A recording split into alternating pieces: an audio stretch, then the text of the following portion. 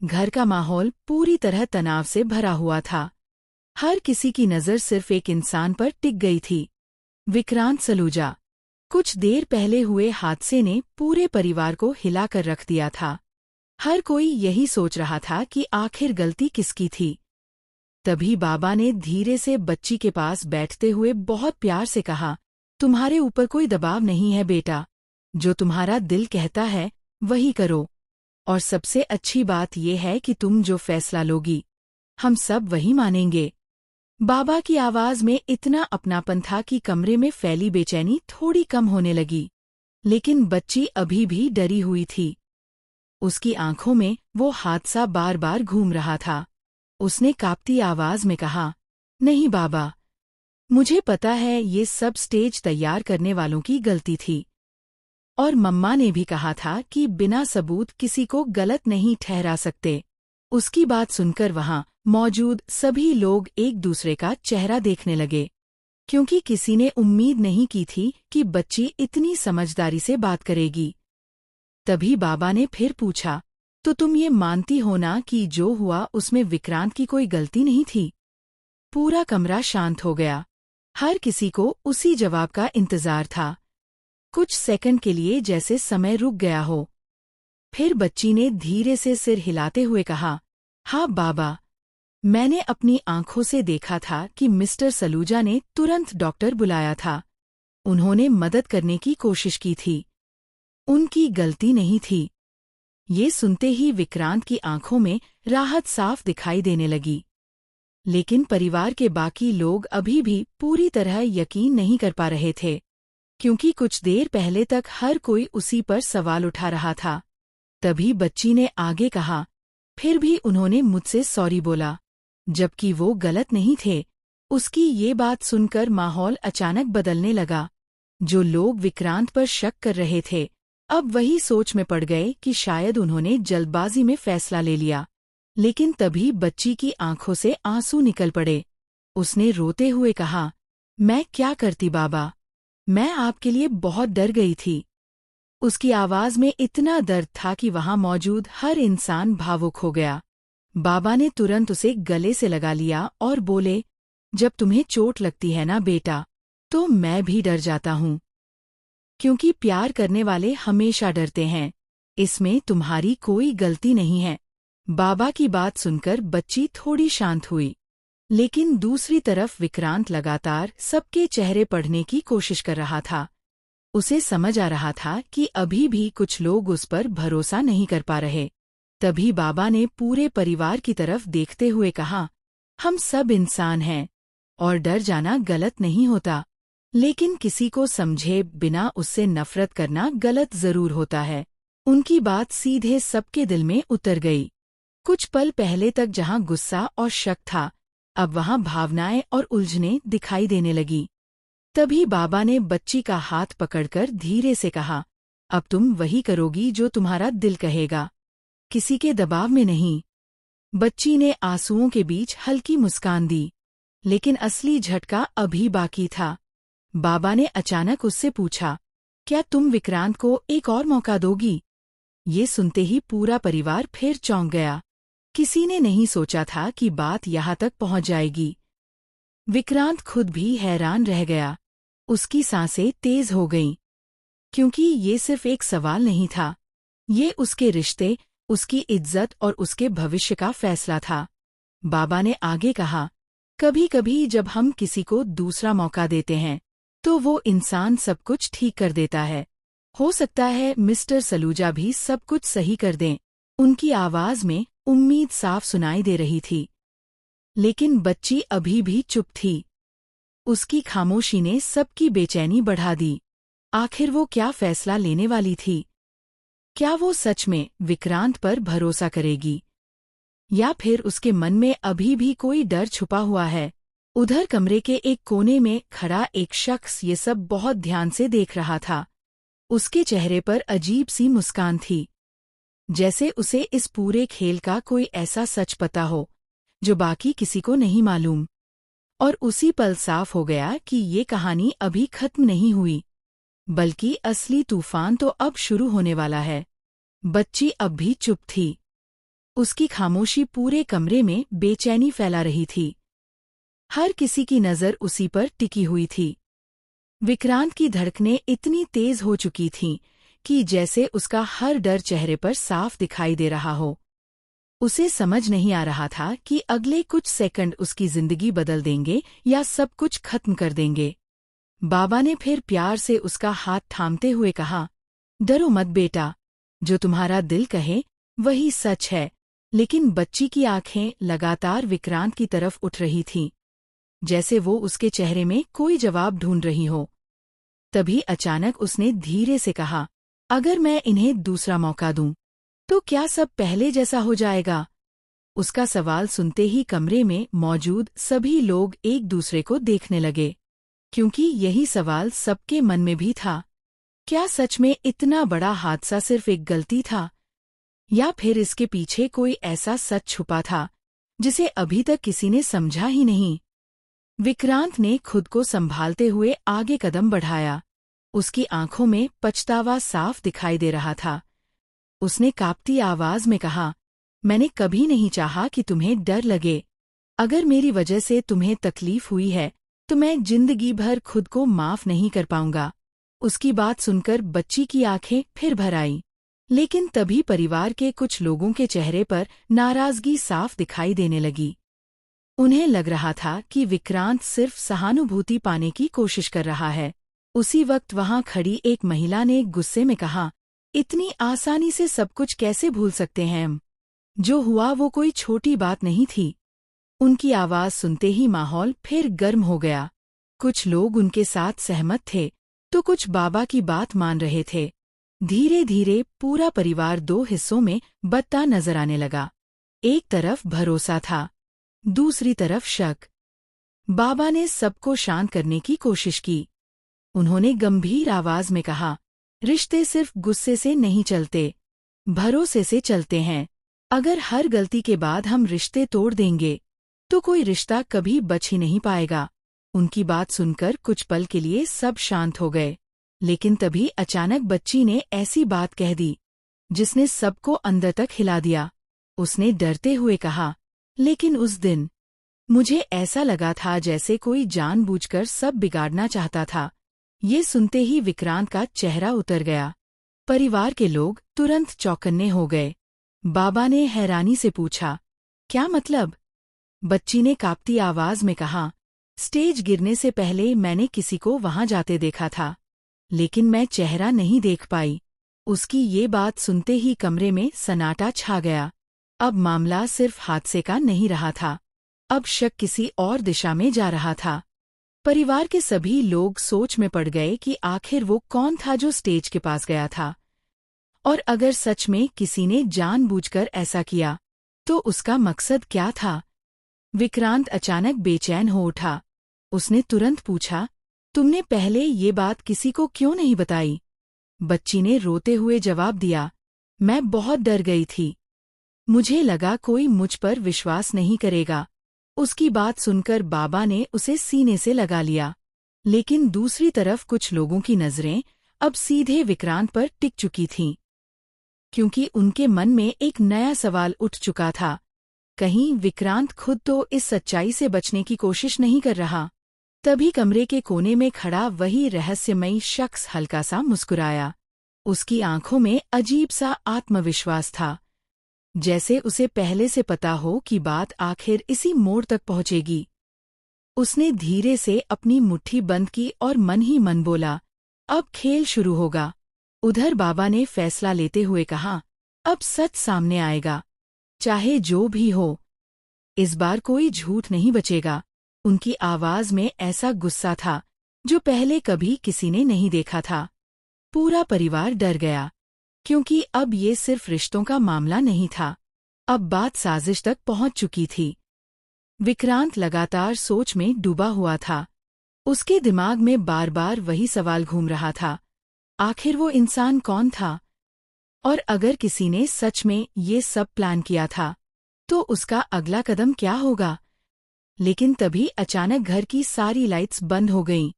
पूरा कमरा अंधेरे में डूब गया। बच्ची डर के मारे चिल्ला उठी।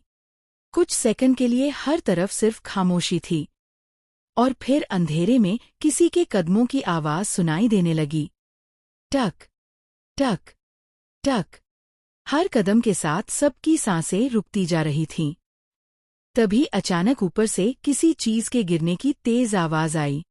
पूरा परिवार घबरा गया, और जैसे ही लाइट वापस आई, सबकी आंखें डर से फैल गईं, क्योंकि कमरे के बीचों बीच एक पुरानी तस्वीर पड़ी थी, जिसमें विक्रांत के साथ परिवार का ही कोई सदस्य खड़ा था, और तस्वीर के पीछे सिर्फ 3 शब्द लिखे थे, असली गुनहगार वापस आ गया।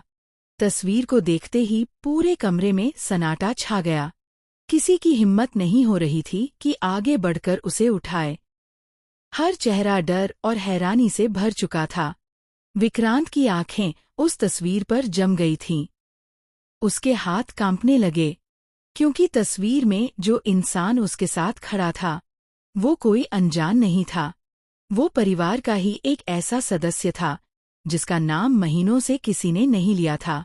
बाबा धीरे धीरे आगे बढ़े और तस्वीर अपने हाथ में उठा ली। जैसे ही उन्होंने तस्वीर को ध्यान से देखा, उनके चेहरे का रंग उड़ गया। उनकी आंखों में डर साफ दिखाई देने लगा। परिवार के बाकी लोग समझ ही नहीं पा रहे थे कि आखिर तस्वीर में ऐसा क्या है जिसने बाबा को भी हिला दिया।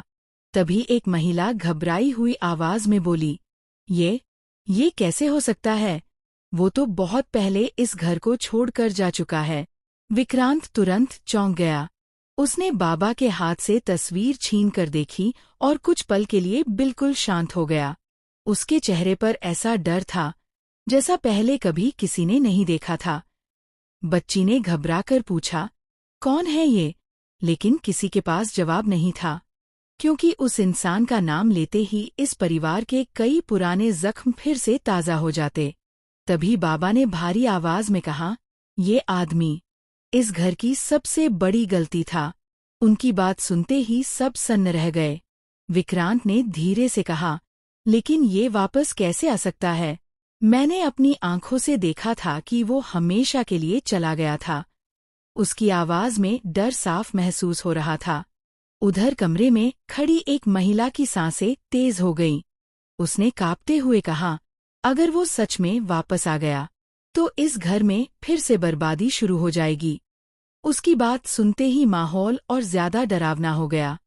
बच्ची कुछ समझ नहीं पा रही थी, लेकिन उसे महसूस हो रहा था कि इस तस्वीर का रिश्ता उस हादसे से जरूर जुड़ा है। तभी बाबा ने तस्वीर के पीछे लिखे शब्द फिर से पढ़े, असली गुनहगार वापस आ गया। ये सुनते ही सबकी नजरें एक साथ विक्रांत पर टिक गईं, क्योंकि अब सवाल सिर्फ इतना नहीं था कि हादसा किसने करवाया, बल्कि ये था कि आखिर वो पुराना इंसान वापस क्यों आया है और उसका निशाना कौन है। विक्रांत अचानक गुस्से में बोला, कोई हमें डराने की कोशिश कर रहा है, लेकिन उसकी आवाज में भरोसे से ज्यादा घबराहट थी। तभी पीछे से किसी के हंसने की धीमी आवाज सुनाई दी। पूरा परिवार तुरंत पलटा, लेकिन वहां कोई नहीं था। सिर्फ हवा से हिलते पर्दे दिखाई दे रहे थे। बच्ची डर के मारे बाबा से लिपट गई। उसने कांपती आवाज में कहा, मुझे बहुत डर लग रहा है। बाबा ने उसे संभालते हुए कहा, जब तक मैं हूं, तुम्हें कुछ नहीं होगा। लेकिन अंदर ही अंदर बाबा खुद डर चुके थे, क्योंकि उन्हें अच्छी तरह याद था कि उस इंसान ने सालों पहले इस घर के साथ क्या किया था। तभी अचानक घर की नौकरानी भागते हुए वहां आई। उसका चेहरा डर से सफेद पड़ चुका था। उसने हांफते हुए कहा, बाबा। ऊपर वाले कमरे का दरवाजा अपने आप खुल गया। ये सुनते ही सबके होश उड़ गए, क्योंकि ऊपर वाला वही कमरा था जिसे सालों से बंद रखा गया था। उस कमरे में परिवार की कई पुरानी यादें और राज दफन थे। विक्रांत तुरंत ऊपर जाने लगा, लेकिन बाबा ने उसका हाथ पकड़ लिया। उन्होंने गुस्से में कहा, नहीं, उस कमरे का दरवाजा दोबारा खुलना अच्छा संकेत नहीं है। लेकिन तभी ऊपर से किसी चीज टूटने की आवाज आई। धड़ाम। पूरा घर कांप उठा। अब किसी के पास इंतजार करने का वक्त नहीं था। विक्रांत तेजी से सीढ़ियों की तरफ भागा। उसके पीछे परिवार के बाकी लोग भी दौड़ पड़े। जैसे जैसे वो ऊपर पहुंच रहे थे, माहौल और डरावना होता जा रहा था। गलियारे की लाइट बार बार जल और बुझ रही थी। हवा इतनी तेज चल रही थी जैसे कोई तूफान आने वाला हो। विक्रांत ने धीरे से उस कमरे का दरवाज़ा खोला। दरवाज़ा खुलते ही सबकी आंखें फटी की फटी रह गईं। पूरा कमरा बिखरा हुआ था। अलमारी खुली हुई थी। जमीन पर पुराने कागज फैले पड़े थे और कमरे की दीवार पर लाल रंग से एक बड़ा सा संदेश लिखा था, सच छुपाने वालों का अंत शुरू हो चुका है। ये पढ़ते ही बाबा के हाथ से छड़ी गिर गई। उनके चेहरे पर डर साफ दिखाई देने लगा, क्योंकि वो समझ चुके थे कि ये कोई मजाक नहीं था। कोई ऐसा इंसान वापस आ चुका था जिसे इस परिवार के हर राज का पता था। तभी बच्ची की नज़र कमरे के कोने में पड़ी एक पुरानी डायरी पर गई। उसने धीरे से कहा, बाबा, ये क्या है? बाबा जैसे ही डायरी की तरफ बढ़े, विक्रांत अचानक जोर से चिल्लाया, नहीं, उसे मत छुओ। उसकी आवाज इतनी तेज थी कि सब डर गए। अब हर किसी के मन में एक ही सवाल था, आखिर उस डायरी में ऐसा क्या छुपा है जिसे देखकर विक्रांत इतना डर गया। और तभी अचानक डायरी अपने आप खुल गई। उसके पहले पन्ने पर सिर्फ एक नाम लिखा था, विक्रांत सलूजा, असली सच। डायरी का पहला पन्ना खुलते ही पूरे कमरे की हवा जैसे थम गई। हर किसी की नज़र उसी एक नाम पर टिक गई, विक्रांत सलूजा, असली सच। विक्रांत का चेहरा पूरी तरह उतर चुका था। उसके माथे पर पसीना साफ दिखाई दे रहा था। ऐसा लग रहा था जैसे उसके अंदर दफन कोई राज अब बाहर आने वाला हो। बच्ची घबराकर बाबा के पीछे छुप गई, जबकि परिवार के बाकी लोग डर और शक के बीच खड़े थे। बाबा ने कांपते हाथों से डायरी उठाई। उनकी आंखों में बेचैनी साफ दिखाई दे रही थी। उन्होंने धीरे धीरे अगला पन्ना खोला। जैसे ही उन्होंने पढ़ना शुरू किया, उनके चेहरे के भाव बदलने लगे। कभी हैरानी, कभी गुस्सा, और फिर अचानक दर्द। परिवार के लोगों का धैर्य टूटने लगा। एक आदमी ने बेचैनी से पूछा, आखिर उसमें लिखा क्या है? लेकिन बाबा कुछ सेकंड तक बिल्कुल चुप रहे। तभी विक्रांत तेजी से आगे बढ़ा और बोला, बाबा, प्लीज वो डायरी मुझे दे दीजिए। उसमें जो लिखा है वो अधूरा सच है। उसकी आवाज में डर साफ महसूस हो रहा था, लेकिन अब किसी को उसकी बातों पर भरोसा नहीं हो रहा था। परिवार के एक सदस्य ने गुस्से में कहा, जब से ये सब शुरू हुआ है, तुम हर बात छुपा रहे हो। आखिर सच क्या है? विक्रांत ने जवाब देने की कोशिश की, लेकिन तभी बाबा ने जोर से कहा, बस। उनकी आवाज पूरे कमरे में गूंज उठी। उन्होंने गहरी सांस लेते हुए कहा, आज कोई झूठ नहीं बोलेगा, चाहे सच कितना भी खतरनाक क्यों ना हो। पूरा परिवार शांत हो गया। बच्ची की आंखें लगातार विक्रांत पर टिकी थीं। उसे समझ नहीं आ रहा था कि जिस इंसान को वो अभी तक बेगुनाह समझ रही थी, क्या वो सच में कुछ छुपा रहा है। बाबा ने डायरी से पढ़ना शुरू किया। उसमें लिखा था कि सालों पहले इस परिवार के साथ एक बहुत बड़ा धोखा हुआ था।